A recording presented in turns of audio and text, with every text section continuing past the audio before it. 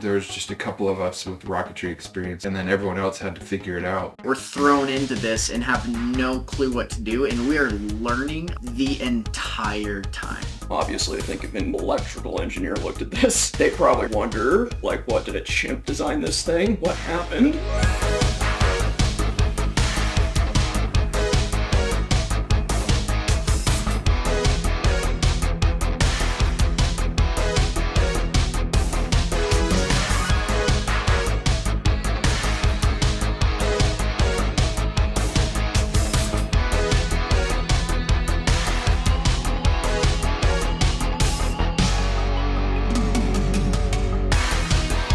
Spaceport's the big leagues. It's the largest rocket competition on the planet.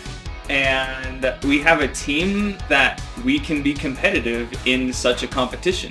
I feel like our team has kind of been in an underdog status. You know, we came into this project with no large rocketry team that has been doing this for years. There wasn't many resources that were already dedicated to this sort of project. We had 2 people who had a level 1 certification, and that was it. Just little babies who had no idea what we were doing. Yeah, Gavin and Nate are the only people in the team who had even launched a rocket before. What words can I use?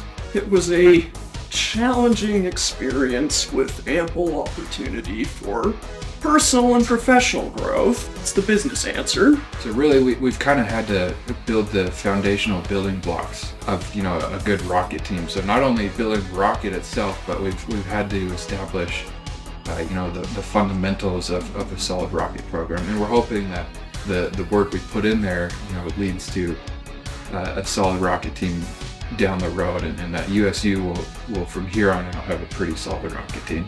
I think that it was within those first few weeks that we realized, oh hey, we kind of have a stacked team. People are like dedicated and passionate and interested and like ready to learn and give their all, and we have enough diversity with skills and special niche knowledge that we can probably go pretty far with this. If we handle this well and are smart about what we spend our time doing, I think that we can win the competition. And that was fairly clear, I think, from like week 3. The altitude control system is the part of the rocket where we attempt to, in real time, actively control the altitude of the rocket using a physics model.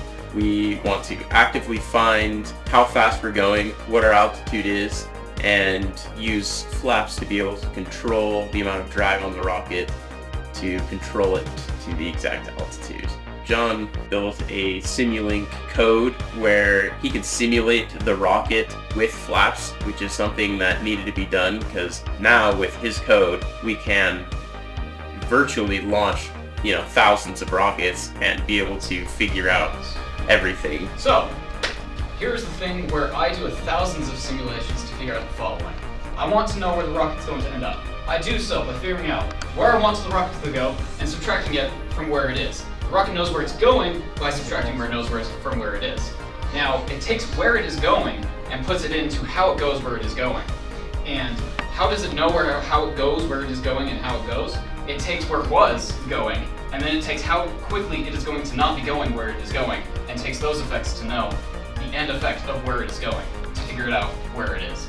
And then it does the process over again. So, the question is, did that make sense? Yes. Perfect. Great, okay. So we currently have around 6,000 hours logged, formally and informally. Think about the number of tasks that have been completed in that amount of time. Like the number of 3D prints that had to be put on the printer, the number of components that had to be soldered onto this. All of these had to be planned beforehand. I would spend 4 or 5 hours prepping for each of our Monday meetings so that we could have everybody with a task working on it so that we were as effective as we could be. We have had to really quickly, as a team, learn to adapt and iterate on designs and quickly implement things that we are learning on the fly. If you swap out any one person, I don't think that we could have done nearly as much as we did. So the rover, we call it the Wombat. The Wombat will come out of the rocket after the rocket is landed, and it will drive predetermined distances and drop little modules we call data cubes. And then it communicates with the 3 data cubes in like a wireless network. So the rover and the data cube on the end can be out of communication range and still be able to communicate with each other through the network. I think the rocket is going to do amazing in the competition. I mean, if everything goes like the test launch, and the test launch wasn't ideal, they'll do amazingly. 5, 4, 3, 2, 1, activate!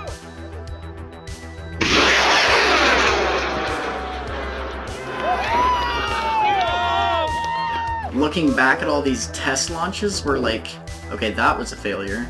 That test was a failure. All of these test objectives we failed to complete, but we don't learn anything from like a perfect test. And so after every single launch, we significantly improved most of the rocket, if not like the whole rocket itself. We're going to do well. I know we're going to perform very well. Our report is written well. Our rocket is going to fly well. We've tested it. Our ACS is going to do well. That's been tested more than any other system on our rocket. I think right now we're coming to the home stretch. We still have a lot we need to do, but I think our team's capable of doing it. It's time.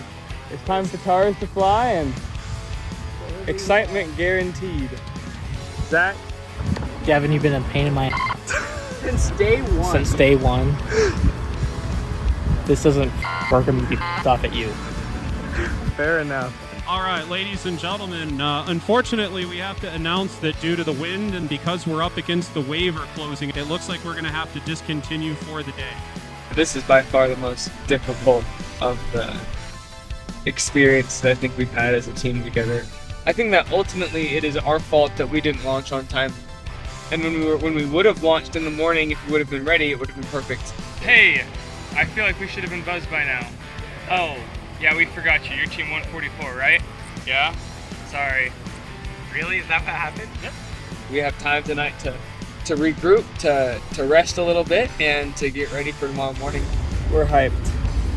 I promise. It looks like we've got that team 144 on camera. We're still on hold. Oh gosh, we were hoping for a better. They're teasing us now. They are teasing us. Don't worry, we'll make it through this together, you and I. All right. Do you think third time will be the charm, Gavin? We'll see. Yeah, we've been on the pad 3 times now. This is our 3rd time going vertical in arms, so we're hoping and praying we get a hole in the clouds so we can send it. And we're sending Utah State in 5, 4, 3, 2, 1, launch. There's that igniter. There's the igniter. You saw it go. Yep. It's so fast.